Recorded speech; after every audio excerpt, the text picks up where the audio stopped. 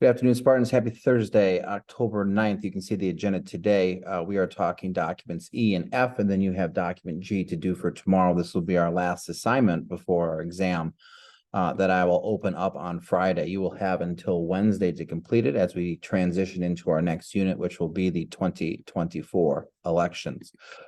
Let's get to it. Document E and F. Document E talks about the splinter parties that could happen if we change our electoral college system. These two authors, I'm going to scroll down here. Schlesinger and Will talk about the dangers of a third-party candidate. We know that currently our electoral college system in most states, except for Maine and Nebraska, are winner-take-all. They argue that the winner-take-all system kind of supports a two-party system. Now, you have to make a decision whether or not you agree with the two-party system or not. A lot of us are kind of tired of the Democrat and Republican parties. I mean, think about this upcoming presidential election. We are going to have to choose undoubtedly between two 80-year-old men, Joe Biden or Donald Trump. I would imagine most of us have negative things to say about each one. But let's get into the questions. Number one, what does Schlesinger say would happen if the Electoral College were to be abolished? And why is that a problem? Well, he says it would weaken the two-party system, that it would encourage ideologues, people that have one issue that they run on, and it would create a bunch of splinter parties that make it hard for a major party to win a majority. Let's think about this. We have issues in the 21st century: abortion, immigration, multiple wars with our allies, a drug problem, right? A national debt problem. The major parties are trying to address these things. If we were to get rid of the Electoral College and the winner-take-all system, third parties can run, or third parties could get some play. Again, 60 years ago, we had a third party in the United States. It was the segregation party, that Black people and white people should be kept separately from one another. And the southern states voted for that. It made it difficult to get majorities. In the 21st century, should we create a system in which third-party candidates running on a single issue get electoral votes that make getting a president elected more difficult?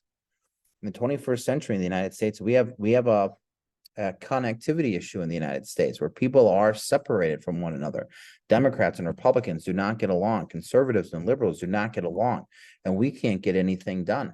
Just a month ago, the Republican Party voted out their Speaker of the House because he cooperated with the Democrats to keep our government functioning. Schlesinger and Will are arguing that changing the Electoral College would encourage that. And if we can't come together as a country, then we can't get anything done. That's problematic. Number two, what does George Will mean when he says that independent candidates would splinter the electorate? And why is this important? Well, splintering the electorate bolsters these independent candidates that might be extreme. We have a lot of extremism right now in the Republican and Democratic parties. Do we need more of that? I think we all would agree that our current system is not very good, but at the same point in time, should we entertain the idea of making it worse? Number three, Will says the Electoral College produces a result that look like national decisiveness. Why might this be important? We've had some very close elections recently. We know because we've seen the electoral maps where more than half the country is red and the other smaller portion is blue, or vice versa. We have to remember that regardless of how close the election is, whoever is president still has to be president once they're sworn in. If we get rid of the winner-take-all system, he argues, then we're going to have maps that do not create decisiveness, that do not show decisiveness, do not give the idea of decisiveness. And as trivial as that may sound, people are dumb. People believe what they hear, see, and watch. So something as simple as that image being showed of the United States and all 50 states being one color or the other creates an idea of decisiveness, so that candidate has some sort of argument or proof that he or she is the president and can govern, not just for the people that voted for him, but the people that didn't vote for him. So if we have these splinter candidates where the states on the map are all a bunch of different colors, it doesn't create that decisiveness. It doesn't show a majority, and it would make it difficult for whomever is president to actually govern. 4, Schlesinger and Will both mention splinter parties and candidates. How do they feel about such candidates? Compare their views. Well, it's very clear. They don't like them. these third-party candidates typically run on one issue. And we know that in the United States right now, we have multiple issues. And I don't think any one issue is more important than the other issues. With that being said, because none of the issues are more important than the other issues, I don't think you can just pick one issue to run on that a third-party candidate could get elected over and ignore the other issues. All of these issues have to be dealt with at more or less the same time.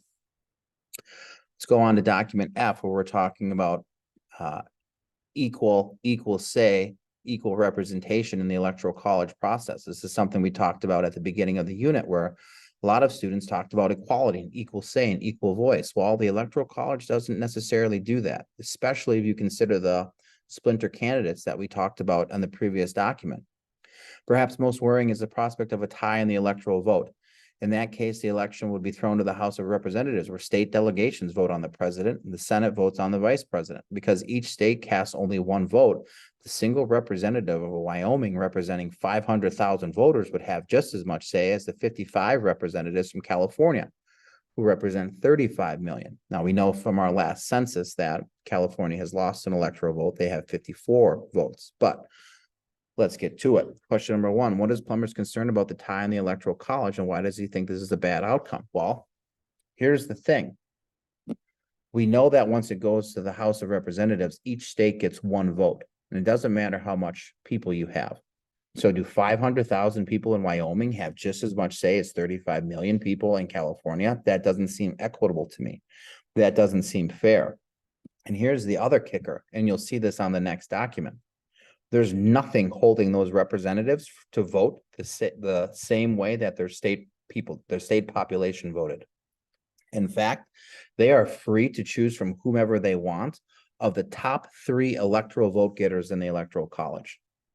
So if Minnesota is split 51-50 between the Democrat and the Republicans, there's no requirement that our 8 congressional representatives have to vote for either Democrat or Republican. They can vote for the third candidate who didn't get any votes. Could have got 0 votes. They are free agents. They can vote as they wish from the top 3 vote getters in the electoral college. Obviously, Plummer supports his argument with the numbers between California and Wyoming, right? I mean, Wyoming has 17.5 times less the number of people than California does, yet they have the same number of they have the same amount of say in who becomes president. Number 3, how do you think voters would respond if the House of Representatives decide on the outcome of the presidential election? Well, I've already alluded to that. People don't like when other people make choices for them. I don't like when people make choices for me. I'll make my own choice. And the fact that nothing holds the House of Representatives or my state delegation to vote the way that I voted or vote the way that the state voted would be infuriating. People would be upset about that. Let me show you the document that you're going to work on today for tomorrow. Son of a monkey's uncle. Where did it go? Cancel. Let's look here. We're going to look at some elections that ultimately went to the House of Representatives. So you're going to see candidates like in 1824, Andrew Jackson got more popular vote and more electoral votes, yet the House of Representatives chose Andrew Jackson, who received less John Quincy Adams, who received less electoral votes and less popular votes. Why? Because they can vote how they want. If there's a plurality, if no one wins a majority and you have a bunch of people with a lower number, less than half number of electoral votes, we call that a plurality. There was a deal struck between the representatives to choose John Quincy Adams. And the same thing was done in 1876. I'll talk about that tomorrow. So you have the next DBQ to do. I'll talk about this tomorrow, and then we'll have time to prep for our exam, which again, I will open tomorrow, and you will have until Wednesday next week to complete as we transition into getting ready for our next unit, which is covering the 2024 elections. Be well, be safe. Until I see you tomorrow, go Spartans.